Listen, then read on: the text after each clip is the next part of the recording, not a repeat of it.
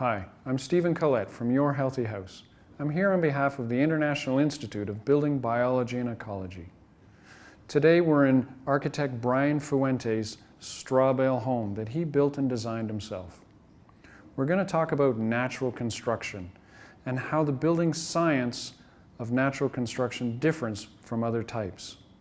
Building science is important to all types of construction, be it stick frame, be it masonry, or be it natural construction, such as straw bale here, adobe, rammed earth, straw-like clay.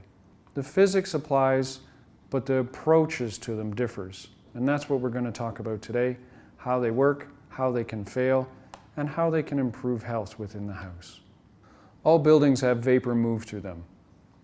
In traditional stick frame construction, we use a vapor barrier on the warm side to help reduce that vapor movement so it doesn't cause damage to the building.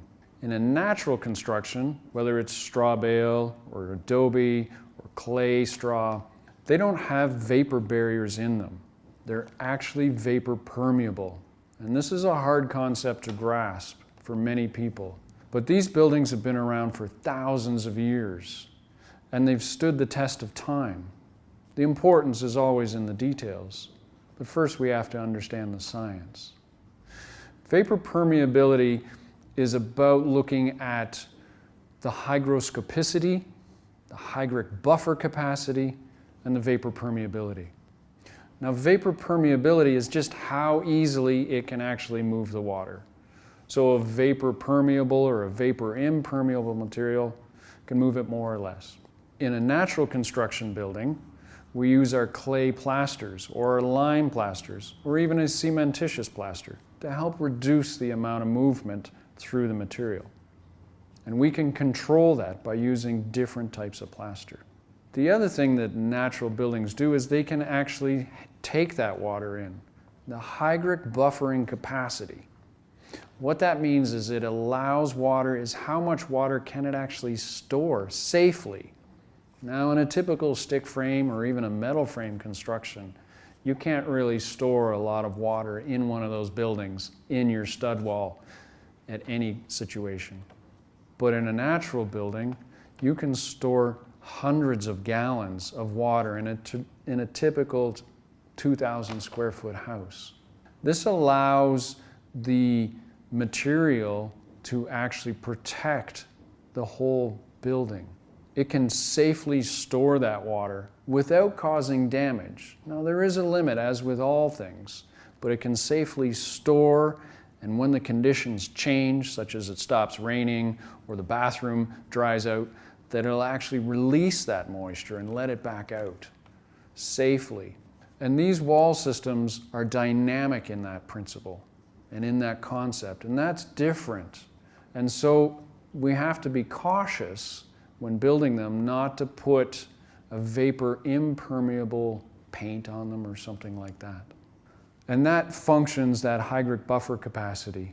That's what differs between natural and stick frame construction. Masonry can store some water, but not as much as others.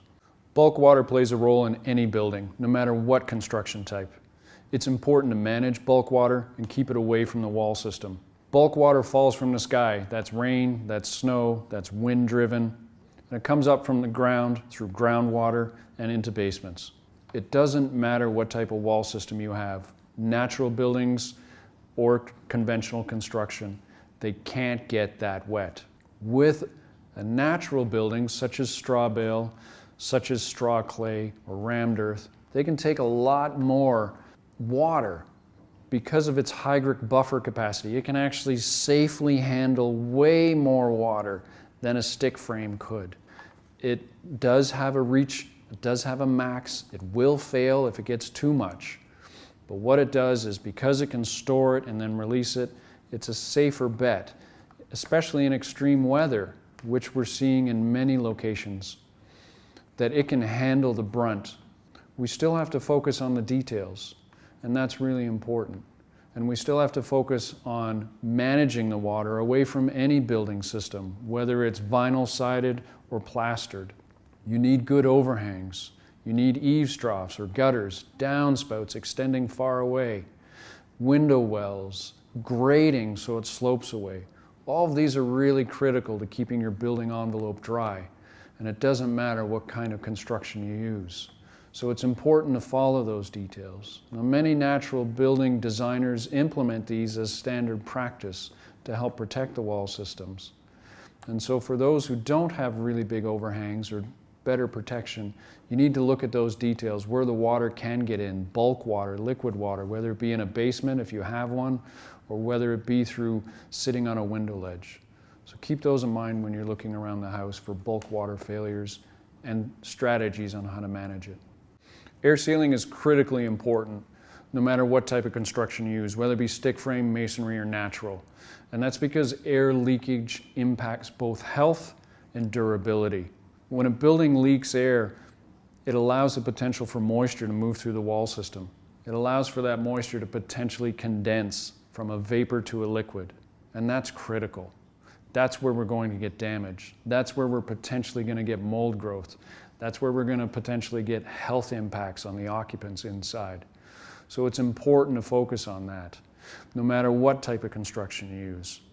Now with natural construction, it approaches it differently. They don't use papers and peel and sticks. They use plasters for the most part. And they can be different types of plaster, be it lime, be it clay, be it cementitious. So it's important to inspect the plasters to make sure on the exterior of the building that they're in good shape. No heavy cracks, no major shifting. But the weak point is typically not through the whole wall system. The weak point's typically around any penetrations, windows and doors. So you want to have a good look at those to make sure that they're connected, whether it be by caulking, whether it be by a flashing detail, to make sure that we're not having separation at those joints, that we're not allowing moisture to get in. Because when the air leaks, it brings that moisture, especially in cold climates and humid climates, and that's where it can cause damage, simply because it's going to condense. Now again, the natural buildings can take a bit more of that moisture vapor condensing because of the storage capacity, but no building wants that to happen. So it's important when you're looking that you focus on those details. Some people come to natural construction for the environmental footprint, reducing your impact. Some people come to it because they want to be hands-on. Many people come to it because it's healthier. What makes it healthier? Well, having less manufactured materials does make a difference. We have less off-gassing of chemicals. But the materials themselves actually have a positive impact on the air quality within a space.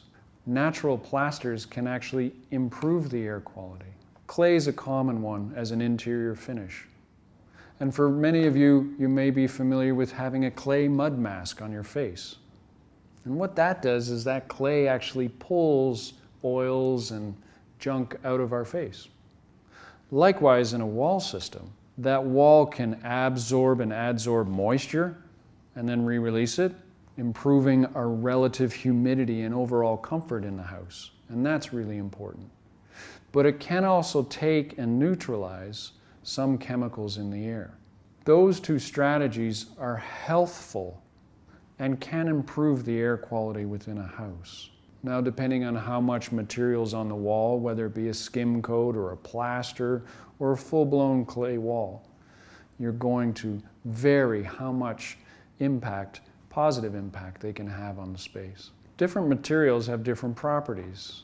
So a lime plaster, for instance, is known to be a biocide. That's how it was used on farms, washing, the lime whitewash to clean spaces in a farm. And so a lime whitewash can be used within a space to, again, help with the air quality. Clay is super absorptive, so it can take in both moisture and chemicals, alter the chemicals, release the moisture, and even cementitious ones can certainly help manage the moisture in a building. So by having these kind of materials inside a house, we can improve the air quality. Natural ventilation is something a little different than natural construction. It can be applied in any home, be it stick frame, masonry, or natural construction. The challenge is most people get natural ventilation wrong. Most people think that if they don't have a bathroom fan, they can open a window and that all the moisture will go out. Well, that depends. It depends on which way the window's facing. Where do the prevailing winds come from? What is the stack effect going on within the house? So in fact, you could be driving that moisture deeper into your house and actually causing damage. So we need to think about natural ventilation differently. We need to think about how the building interacts with the environment around it. Where does the prevailing wind come from? Where do the storm winds come from? Are we on the ocean? Are we on a mountain? Are we in the woods? Do you even get ventilation around, air movement around your house? So it's important to think about that and understand some of the usage, because it can cause damage if not used properly. Now, properly designed natural ventilation allows stack effect, allows for that hot air to rise safely and effectively and exchange that air. In a case like the room we're in, we have a patio on one side and we have operable windows on the other side. And by simply cracking both of these windows, we're actually going to get a flow through across this room. And that's going to clean the air, especially while we're cooking or maybe have a lot of people in here. And that helps actually exchange the air, because natural ventilation is about exchanging the air. For every cubic foot of air that leaves, there has to be a cubic foot of air that comes in somewhere. And if you're just opening one window, you're not getting natural ventilation. You're sucking in from the rim joist, which is going to be filthy. So you're actually going to pull in crappy air in the house. So natural ventilation is important to understand a bit more about the physics and about how air moves. So I'm Brian Fuentes here in Boulder, Colorado. We're with Fuentes Design Architects, and this is the straw bale house we built for our family here in South Boulder. Brian, this is a beautiful place you have here. Thanks. What made you decide to use straw?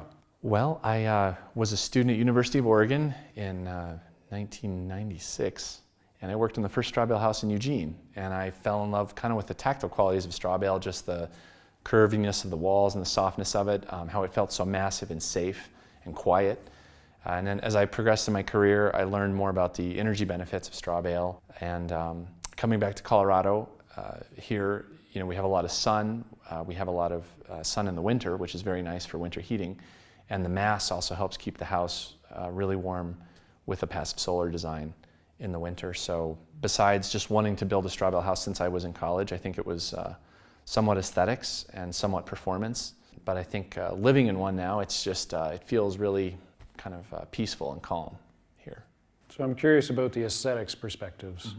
Mm-hmm. One of the things I like when I was building straw bale homes is the fact that you don't have square anywhere. And how was that a challenge with you building with windows and with doors, but still having that natural undulation to the building? Yeah, I mean, it definitely adds a layer of complexity and detail to every intersection or joint of the building. But that, like Louis Kahn said, it's the adoration of the joint that creates beauty. So we really tried to enjoy, the building of this house as an art piece, like a piece of furniture. And I think seeing it to completion from the rough bales and putting your hands in the clay and rubbing it onto the straw and feeling that, and then the final troweling of the finished lime plaster. There's a certain level of satisfaction in building your own house and really experiencing how the wall is made that I think you don't get with a conventional construction. I agree. There's a tactile and a visual interaction that just happens on levels we can't process. Yeah. From an insulation perspective, you're in a cold climate. I come from a cold climate as well. How are you finding it's performing? Yeah, well, it's really good. I think some of the R-value tests for straw bale have shown, in the 2 to 3 range. Some of the tests that have been done in Europe actually show tests in the higher 3s per inch, R per inch, based on bales of a 9 pound per density in a dry situation. And we're in a very dry climate, so typically the bales are very dry. And what we also don't see in a steady state R-value test is the mass of the bales, I think, in our climate, because when you do a steady state test, you're cooling the wall down on one side for a long period of time. But here in Colorado, we get these rapid temperature changes. So one day in January, it's going to be 65 degrees outside, and the next day it's -5. Right. So we can get 70 degrees in a day. So as long as we get sun in for a few days, this house can coast through some cold, cloudy days without any problem. And I think that's not just due to the steady state R value of the bales, but that kind of thermal mass benefit that Oak Ridge National Labs did some preliminary testing on that hasn't really been studied fully, but I really believe that that makes a huge difference here versus houses that we built of the same construction with a lower mass construction that don't seem to perform quite as well. Yeah. Just because they can't store that little extra bit of heat that we get, because we do get plenty of sun on most days. Yeah, no, that's great. That's great. You touched on the topic of moisture, and I know straw bales have a great storage capacity for moisture, and I'm just wondering, living in a really dry climate that you do, and cold, how are you finding in the wintertime, is the house dry? Yeah, so one of the technologies that we have in this house is we have an energy recovery ventilator. So it has an enthalpy wheel that recovers some of the moisture that we generate from cooking and bathing. And usually it's pretty good. I think sometimes if we're gone, if we leave for the weekend and come back, the house maybe is a little dry because no one was in here making moisture. But if we're here living and running around, it's really pretty comfortable compared to any four-stair house that I've ever lived in. And actually sometimes now when I go to a four-stair house, I'll get like a nosebleed because I'm not used to it. So you get spoiled living in a house like this that has an energy recovery ventilator that has, that can store a lot of the moisture in the assembly, and so yeah, it's definitely more comfortable. Yeah. And I think some of our clients might want to add some additional humidity. They might be very sensitive. I think we're not super sensitive to it, so just the ERV seems to be enough. Having both of those, the ERV and the plaster walls, to help take some of that moisture and release it between the two of them, it makes for a comfortable space. Yeah. From a young family, from a health perspective, was there any reasons that you decided to go with straw bale? Yeah, absolutely. I think both my wife and I were professional athletes on the mountain bike and cross bikes, and so we were very attuned to our health because we had a lot of time training really hard, and so your body was always kind of at the verge of getting sick because you're pushing yourself so hard. So being able to come home to a space that was super healthy and clean, that wasn't going to work against your respiratory system, which for cycling, you're pushing your respiratory system to the maximum. So we wanted to be in a space that was really healthy. And then when we ended up having a baby, obviously we were very happy to have the natural plasters, and all the wood finishes here are just natural coconut oils or linseed oils or beeswax. Even the showers here are made of Tadilact, which is a Moroccan lime plaster. So that's just olive oil soap over the lime plaster, hand burnished with a stone. Yep.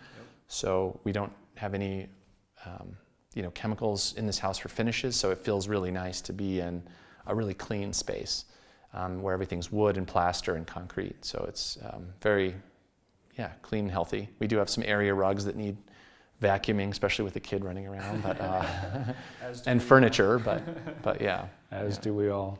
Well, the space is a really amazing space. It's beautiful, it's healthy, it's super energy efficient, and I'm really grateful that you've taken the time to let us come in here and have a look around. Yeah, well, thank you. Yeah, it's a pleasure to have you, and I'm glad we're getting to share a little bit of this with the outside world and let other people know how great it is to live in a straw bale house. That's great. Thanks. Thanks.